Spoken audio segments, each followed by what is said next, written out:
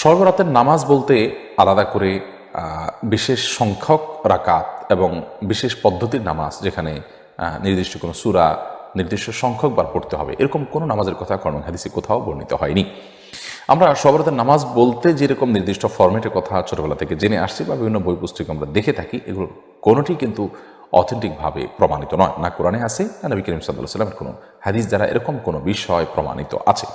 বিধায় প্রতিটা আমলের ক্ষেত্রে আমরা নবী করিম সাল্লাল্লাহু আলাইহি ওয়াসাল্লামের সুন্নাহকে অনুসরণ করব, সাহাবা ইকরাম খোলাফায়ে রাশিদিনের সুন্নাহকে অনুসরণ করব। মন গড়া কোনো কিছুই কিন্তু ইবাদত হিসাবে পরিগণিত হবে না।